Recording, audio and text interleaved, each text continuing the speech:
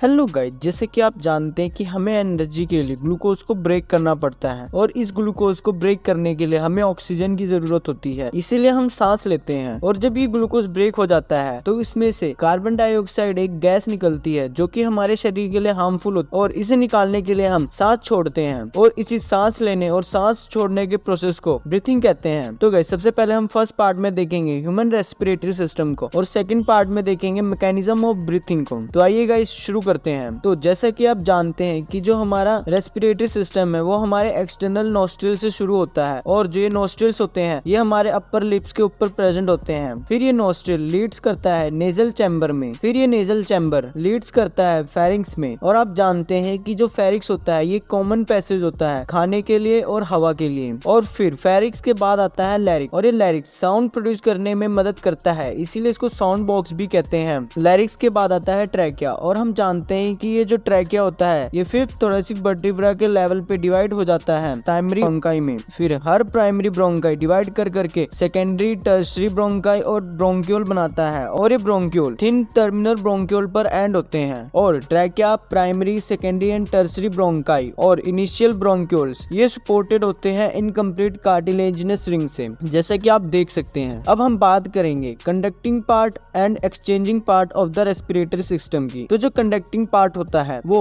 External nostril से लेके terminal bronchiole तक होता है और जो एक्सचेंज पार्ट होता है वो एल्बुलाई और एल्बुलर डक्ट से मिलके बना होता है। और जो कंडक्टिंग पार्ट का फंक्शन होता है वो होता है कि ये एटमॉस्फेरिक एयर को एल्बुलाई तक ट्रांसपोर्ट करती है और अगर इसमें कोई फॉरेन पार्टिकल प्रेजेंट होता है तो उसे क्लियर करती है और ये हवा को ह्यूमिडिफाई भी करती है ताकि उसमें नमी आ जाए और ये उस हवा का टेम्परेचर बॉडी के टेम्परेचर तक भी लाती है। और गाइस, हम जानते हैं कि जो हमारे लंग्स है वो एयर टाइट चैम्बर में सिचुएटेड होते हैं और हम ये भी जानते हैं कि जो थोरेसिक चैम्बर है ये आगे की तरफ से स्टर्नम से पीछे की तरफ से थोरेसिक वर्टिब्रा से और लेटरल साइड से रिब्स से और नीचे की तरफ डोम से डायाफ्राम से बना होता है। और अगर एयर टाइट चैम्बर में कोई भी चेंजेस होते हैं तो वो सीधा हमारे लंग्स की कैविटी में रिफ्लेक्ट होते हैं। तो अब वीडियो का एंड करने से पहले हम देख लेते हैं कि रेस्पिरेशन में कौन कौन से स्टेप्स इन्वॉल्व हैं। तो जो सबसे पहला स्टेप है वो है ब्रीथिंग या पल्मोनरी वेंटिलेशन। इसमें ऑक्सीजन रिच एयर को लंग्स में लिया जाता है और कार्बन डाइऑक्साइड रिच एयर को लंग्स से बाहर निकाला जाता है। सेकंड स्टेप है डिफ्यूजन ऑफ गैसेस। यहाँ पे ऑक्सीजन और कार्बन डाइऑक्साइड गैस का डिफ्यूजन होता है एल्वियुलर मेम्ब्रेन के द्वारा। थर्ड स्टेप है transport of gases by the blood और फोर्थ स्टेप है diffusion of O2 and CO2 between blood and tissue, जैसे कि आप वीडियो में देख सकते हैं। और आखिरी फिफ्थ स्टेप है utilization of O2 by the cell for catabolic reactions and resultant release of CO2। और गाइस, अब हम नेक्स्ट पार्ट में देखेंगे मैकेनिज्म ऑफ ब्रीथिंग को। तब तक के लिए वीडियो को लाइक करके शेयर करिएगा और चैनल को सब्सक्राइब करके रख लीजिएगा। मिलते हैं नेक्स्ट वीडियो में। Thank you guys.